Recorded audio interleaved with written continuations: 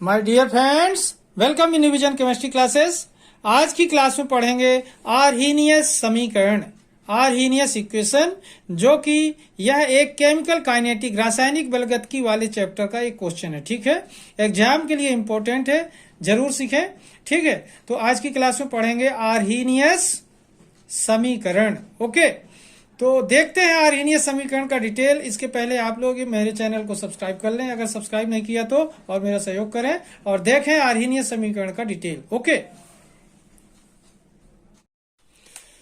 तो देखिए आर्हीनियस समीकरण का डिटेल देखते हैं। आर्हीनियस समीकरण, आर्हीनियस समीकरण। तो देखिए आर्हीनियस ने समांगी गैसीय अभिक्रियाओं, ध्यान देना, आर्हीनियस ने समांगी गैसीय अभिक्रियाओं में वेग स्थिरांक पर ताप का प्रभाव दर्शाने के लिए एक समीकरण का प्रतिपादन किया था, जिसे आर्हीनियस समीकरण कहते हैं। ध्यान देना इस बात को, किसके लिए? समांगी गैसीय अभिक्रियाओं में वेग स्थिरांक पर ताप का प्रभाव दर्शाने के लिए एक समीकरण का प्रतिपादन किया था, जिसे आर्हीनियस समीकरण कहते हैं। एक बार फिर से देखिए आर्हीनियस समीकरण।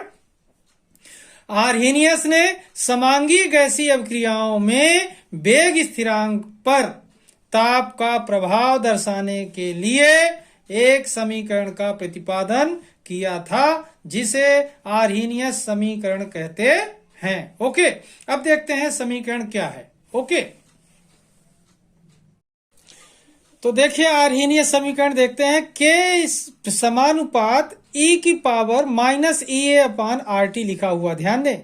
के समानुपात, ये के क्या है? दर स्थिरांक, वेग स्थिरांक। ठीक है, के क्या है? ये दर स्थिरांक कहलाता है, इसी को वेग स्थिरांक कहते हैं। समानुपात ई की power minus E a upon R T. अब समानुपात तोड़ेंगे तो क्या होगा? के इक्वल टू ए इंटू ई की power minus E a upon R T, समीकरण नंबर 1। ये समीकरण 1 है, जो इसे आर्हीनियस समीकरण कहते हैं। ध्यान देना, इसे आर्हीनियस समीकरण कहते हैं। अब ध्यान दें, यहां पर ये जो ये है, ये क्या है? आवृत्ति कारक। ई ये क्या है? सक्रियण ऊर्जा। टी क्या है? परमताप। और के को अपन जानते हैं वेग स्थिरांक है। तो क्या पता चला अपन को? इस इक्वेशन में कौन सी चीज क्या है? ए क्या है? आवृत्ति कारक, जो समानुपातिक नियतांक के रूप में यूज किया गया है। ई ए क्या है? सक्रियण ऊर्जा। टी क्या है? परमताप। अब देखें समीकरण 1 का लघुगणक लेने पर तो क्या हुआ? ln के, यहां ln log ई है। ये ln क्या है? log ई। तो log e k equal to log e A minus E a upon R T log e. अब देखें, लेकिन log ई का मान क्या होता है? 1 होता है। इसलिए अब देखें ये इक्वेशन आगे क्या होगा। ओके, तो देखिए log ई की वैल्यू 1 हो जाने के बाद ये समीकरण क्या मिला? log e k equal to log e A minus E a upon R T. ठीक है, ये इक्वेशन आया, एक सिंपल इक्वेशन। अब लघुगणक का आधार 10 में बदलेंगे, तो log ई की जगह पर log 10 अगर करना है तो log 10 में 2.303 का इंटू कर लेंगे, तो log ई के क्या हो जाएगा? बराबर। ठीक है, तो 2.303 log 10 k equal to 2.303 log 10 A minus E a upon R T. ठीक है, अब यहां पर देखें 2.303 और 2.303 का इंटू कर लिए log 10 में, तो log ई के क्या हो गया? इक्वल हो गया। अब क्या करेंगे? 2.303 को हटाना है, तो इसके लिए क्या करेंगे? इस इक्वेशन में 2.303 का भाग दे देंगे, तो क्या होगा? 2.303 का भाग दे देंगे तो क्या होगा? 2.303 से ये कैंसिल हो जाएगा, 2.303 से ये कैंसिल हो जाएगा, और यहां पर 2.303 ऊपर नहीं है तो ये नीचे 2.303 यहां पर बच जाएगा, ये जो बचा हुआ है, क्योंकि इसके ऊपर नहीं था। इसमें था तो ये वाला कैंसिल हुआ, इसमें था तो ये वाला कैंसिल हुआ, इसमें नहीं है तो ये बचा रह जाएगा। तो क्या आएगा? log 10 k equal to log 10 A minus E a upon 2.303 R T, equation number 2।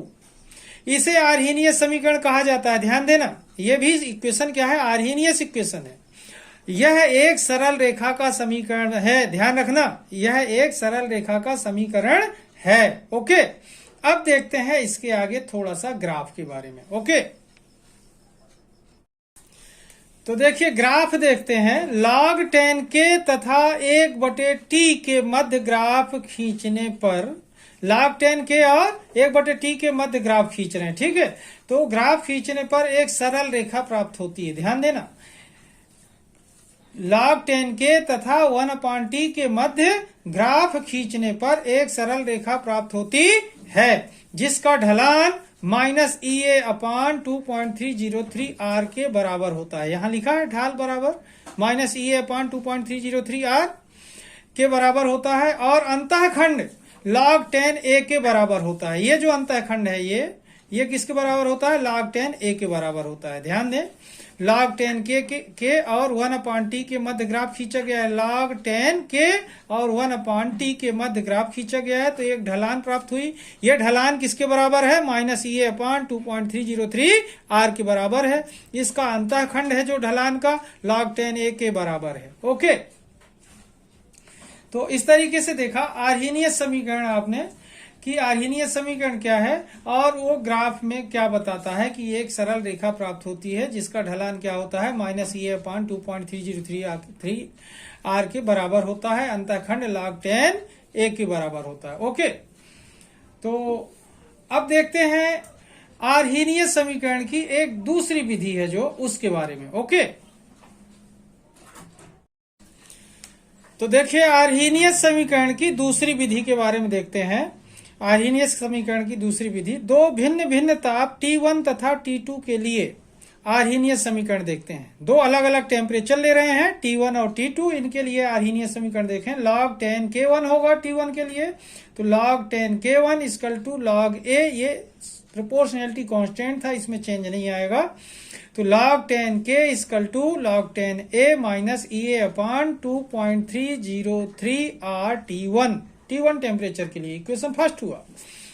log 10K2 equal to log 10A minus EA/2.303R T2, ये टेम्परेचर T2 के लिए हुआ, ठीक है, equation number second. T1 temperature के लिए इक्वेशन फर्स्ट आया, T2 temperature के लिए इक्वेशन सेकेंड आया, ठीक है।